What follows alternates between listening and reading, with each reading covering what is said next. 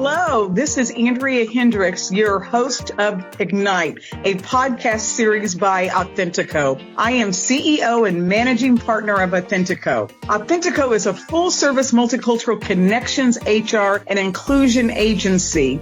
Authentico creates meaningful connections to help brands broaden their horizons and reach their business goals. We partner with clients to reach diverse audiences, creating work that resonates and gets results. And we help organizations develop successful multicultural workforce strategies and inclusive learning initiatives. Authentico is connected to our partner organization, Tico Productions, which grew out of the values and goals of founder and CEO CC Rojas. Our goal and our promise is to deliver success to brands by tapping into the vibrancy of diverse markets and to broaden and advance HR and inclusive initiatives. Ignite podcast series is about creating meaningful dialogue to innovate and culturally inspire. If you look up the meaning Ignite, it shares focusing your energy and attention to creatively attract positive outcomes in your life or for your business. This episode will focus on industry perspectives from the top. We have an exciting speaker for us here today. I'm super excited to really look into what can organizations do to enable progressive strategies around inclusivity and belonging. To keep up to date on what's coming up, be sure to follow Authentico on our social media channels, Facebook, LinkedIn, and Instagram. So joining me is Mark Hewlett, CEO of Greater Kansas City YMCA. How are you doing, Mark? I'm doing fabulous. Great to be here. Before we get started, I'd like to share a little bit about you with our audience, and then I certainly look forward to having a conversation. Mark serves as president and CEO of the YMCA of Greater Kansas City. He's held this role since January of 2023. He is a passionate YMCA leader for more than 2 decades, and I can say this, he is leading and carrying forward. He began his Y journey in 2000. Mark has served in nearly every corner of the organization, which I'm excited to learn more about as well. But I don't know if you know this, audience, that under his leadership, the Y has strengthened its footprint across the Greater Kansas City area by bold partnerships, really working on transformative projects, including the development of the Kurt Family YMCA, the revitalization of the Linwood and Atchison YMCA, and groundbreaking collaborations with Platte County, North Kansas City, and University Health. And I could go on and on and on. Currently, Mark serves as chair of the Missouri State Alliance of YMCAs, as a member of the executive committee of the Kansas State Alliance of YMCAs, and on the steering committee of the YMCA North American Network, helping to elevate the voice of the Midwest across the movement. Mark, is there anything else that I'm missing? This is such an impressive bio. Just for the sake of time, what else are you doing in the Y movement? And then we'll get started with our conversation. Oh my gosh. Thank you for that introduction. It's always humbling to hear that, but I think serving 25 years in this movement, the YMCA, I've just been so blessed to be a part of so many wonderful things, wonderful leaders, wonderful experiences, opportunities to continue to impact that. And that's just my hope that we continue to carry this on. I know you will. I know you will. I think you continue to model the way and champion what is right for all communities in this region, and certainly the Y movement from a global and national perspective. So thank you for the work that you do, and welcome to the Ignite podcast. Let's get started. So audience, today, when we talk about sharing industry perspectives from the top. And so, Mark, the first, thought that I'd love for you to share on is, what does inclusivity and belonging really mean to you? And why is it so essential now more than ever? And what's missing? Your thoughts. It's hard for me to separate what it means for me from the community that we serve through the Y. Inclusion and belonging, they're at the heart of who we are as the YMCA, literally meaning for all. And I think that's also the way it shows up in my life. It's not about representation. It's about building relationships. And when people feel seen, valued, connected, that's when communities truly thrive. And I think that members and donors and volunteers in my professional life, I get that same impact with family and friends on the personal side. And I think that now more than ever, people are searching for places to belong, and technology is keeping us connected. I'll just use air quotes around that. But isolation is at an all-time high. And I love that the Y has always been that trusted gathering place where people, regardless of their background, their income, or their belief, can find purpose and connect and support. I truly think what's needed more than ever right now is intentionality. We have to move away from conversation and be consistent with our practice and embed that into our decision making, into our programs, and the partnerships and the relationships that we have. And if we're listening well, we'll be able to pick that up. But the intentionality part of that, Dr. Hendricks, is what I see we need more of. Yeah, I love how you talk about intentionality. One of the things that I have written a lot about are the 6 I's for success and bold inclusion for greatness. I didn't list intentionality as one of the I's, but I think when we look at the scale and maturity through this work, I think having intentionality as a foundational perspective is really, really key to that. I spent some time not only talking about inclusion, but intersectionality, innovation, intelligence from a cultural intelligence perspective, and having diverse ideas, but ideas in the way that you broaden your scope, similar to what you stated, in order to build partnerships and relationships that matter. So I love the word intentionality in terms of the scope of how to really look at what's missing and what's needed for next steps. There's an article by Deloitte, the 6 signature traits of inclusive leaders, and they talk about capabilities, the capabilities of being a successful, inclusive leader. It came out several years ago. So in your space, when you think about your space and then this space, from your perspective, in your area of expertise, how does that live? Can you give an example of what this space looks like from your perspective in your space? Yeah, absolutely. I'll give you the YMCA CEO lens here. I see inclusion and belonging as an organizational strategy, right? Okay. It's not this side initiative.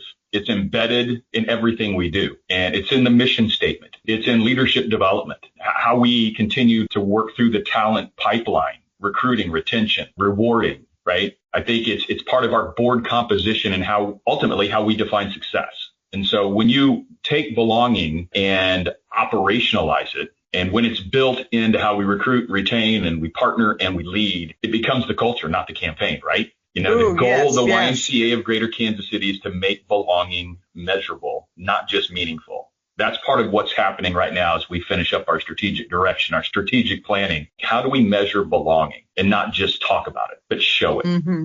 Oh, thank you for that. Well, I think when we think about organizations of your size and scope, which touches on a very Madrid or diverse outreach, internal, external, you have to have a mission and vision that reflects the communities you serve, the clients you serve, the customers, whatever terms you use internally. It has to be reflective of that, and it has to evolve and advance and be progressive in its order, if you will. And what was appropriate 165 years ago may or may not be appropriate on progressive strategies for now. And so let's talk a little bit about that in terms of your space on progressive strategies. In your thoughts as a CEO leading this, what should those progressive strategies focus on now to continue the journey towards inclusive practices? And you can pick any lane you want to really share that. And then if you'd like to share a project that is underway or potentially near launch that will advance that, because we're in particular unique times now. Any thoughts on progressive strategies? Absolutely. I'm going to jump into community because I think that continues to evolve around, again, our strategic direction and the vision that we see, the why,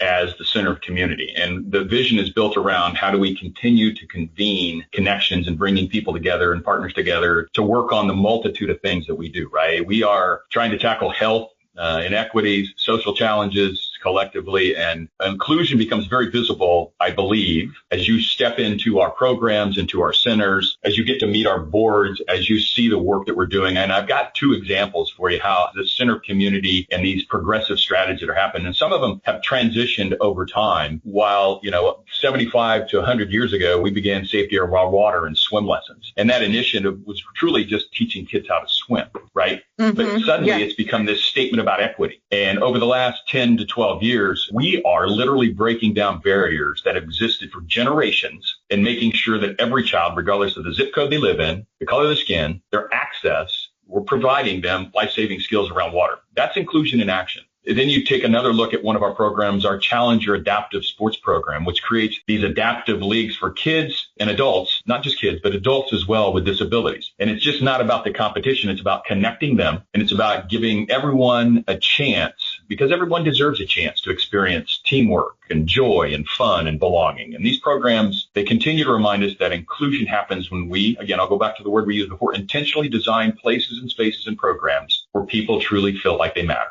I love that. And I think when I think about the descriptor, the words that you're using, the phrases and the actions to get to the outcome of belonging, those are actionable, those are doable, and those make sense. Like you said, no matter what communities of color or gender or generation that they come from, they're scalable in reach and opportunity. And so let's stay with progressive strategies a little bit more. And as you think about the listeners here to measure success on your progressive strategies, because we could have programmatic elements that are available that are out there. How do you measure your success? How do you know when you get to belonging with your progressive strategies? What's one thing that you look at? So I'll take the safety around water example that we used. And what I see as the difference is, and when we truly see the impact, is that you've got this movement of people that are clamoring for more. And we're continuing to find those that want to invest more into keeping kids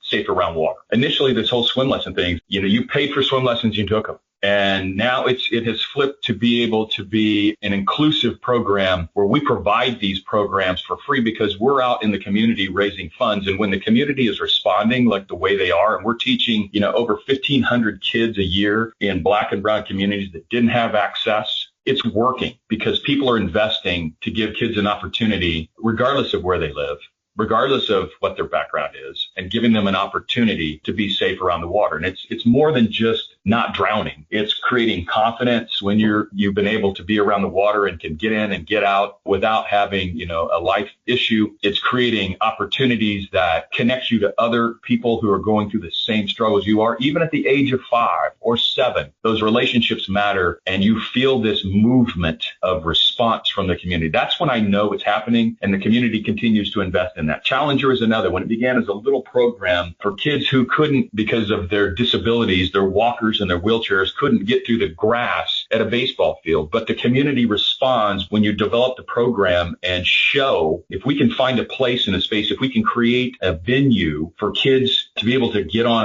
a surface that can move with them and not against them. It's kind of a metaphor for how life works, period. And so just a response of the community is when I see it happening. It's not the dollars. You can count people, but what you count are the smiles on the kids' faces, the hugs from the parents, the response and the emotional connection that really happens when you create community and create connections. That's where I see the energy become what it is and what we're talking about. Wow, powerful. Oftentimes leaders such as yourself, your peers talk about business value and social value. You can have both, but organizations that pioneer, progress, and that are transformational, in my perspective, have the SV, the social value as a part of that. And it's really the things that you're talking about are interrelated. They're interrelated shifts by influencing your business priorities, reshaping your capabilities of the past, the present, to get to the future outcomes and strategies for success, and will really allow you to have another 165 years of future of success. And so I'm glad to hear that. I think one of the things I think about when you talked about those two programs, swimming, the swim component and the Challenger component, is the commitment that you're seeing from the community. They're staying the course. It's hard, but it's staying the course to invest in something because it has demonstrated value and demonstrated success. And that is strategies for success or initiatives that are underway. Anything else you want to share of another impactful initiative that's underway?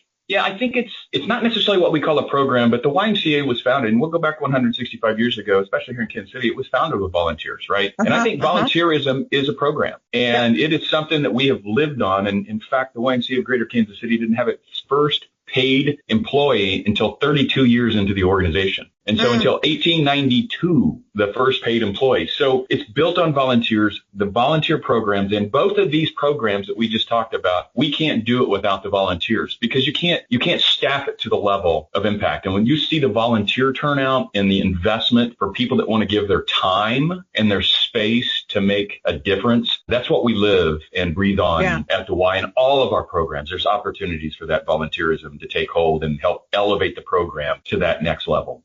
Well, I think it invites curiosity. I think one of the signature traits of an inclusive leader is someone who is curious about what's going on in their community and then offering different ideas or leveraging their time, talent, and resources to enable growth. That is an inclusive mindset. That's an inclusive leader, and that's an inclusive community. When you see something that you want to make better, you do something so that you can get different results. That is curiosity. That's enabling, and that is using multiple levers. So how do you advocate as a CEO or just in general for inclusivity in the workplace? Well, you mentioned it at the outset, you've got to be able to model the leadership behavior that we want to see. Creating this culture where people will feel safe to speak up, challenge respectfully, I'll say, and bring their full selves to work, right? I think advocacy and how we advocate and try to drive inclusivity in the workplace, it has to be modeled, and it has to start at the top, and it has to be, something that I feel good about. And it begins with being open and transparent at every level from that point, from my door to the lifeguard, from the welcome center representative at the Kirk Y to the youth development leader out in the Shawnee Mission School District. When people see that their voices matter, they're likely to be more engaged, contribute, and this, and lead from where they are, right? Yeah. And I would continue to say that for us, how we continue to drive that is we use storytelling, and we love to share the stories of success that we have across this greater Kansas City metro and use those staff dialogues to keep this alive. We remind our teams daily that advocacy just isn't a statement. Driving inclusivity is how we show up for each other and how we show up daily. I just think it's something that's innate about the why we love. And there's so many ways these days to share stories and keep that alive with your staff. So I feel like that is something that happens for us. But again, it goes back to how everybody models it. Everybody's a leader. I try to be as flat as an organization we can be and just be transparent. Thank you for that. I appreciate that. I think the listeners will glean some best practices from that and be able to enable their own next steps or adjust however they see fit. I hate when we get to this part of the program, but today we offered some nuggets, some wisdom, if you will. But before we close, share with the audience your favorite best practice article, book, or tip as a great takeaway to allow them to build capacity in this space. What do you have for us? Okay, I'll share this resource, and it's really shaped a little bit how I think about the why. And again, thinking at the why is 165 years old. We don't plan on stopping anytime soon. We're an international movement. We're a national movement. We're a local movement. But I always think about the book by Simon Sinek, The Infinite Game. And, it's not a traditional DE&I book by any means, but what it talks about is just how it connects in powerful ways. Sinek talks about leadership and leading with a just cause and building trusting teams and playing for the long game and not just these short-term wins. We are truly in a world of you can continue to talk about how do we win in the short term, but we obviously have been playing this game, if you want to look at it that way, at the why, for a long time, for 165 years. And I think you can tie inclusion to that because it's truly creating these spaces where everyone feels safe and use the word value. I'm going to continue to use the why. What's the value proposition that continue to come and be part of something bigger at the why. And we can call that us feeling like we're the center of community, a place where belonging, it's not a destination. It's actually an ongoing, continuous journey that we're on. And I tie into that. And sometimes I think people just try to play the game 1 year to year. And it's really how do we play the long game on this and keep ourselves on the field and in shape and not just shoot for the short-term wins, but how do we play the long game and keep inclusion a part of that? And I think when you have it as a baseline, when you have it as a foundational component, you've got a chance to do that and continue to be a center of community like the Y wants to be. Perfect. I want to thank you for your insightful perspective. I know everyone listening gleaned industry best practice approaches to this very topic. I want to take a moment to thank you for listening and encourage you to continue to climb in this space. It matters and it makes a difference. We look forward to having you engaged in future programs. See you next time. Go out and ignite your strategies.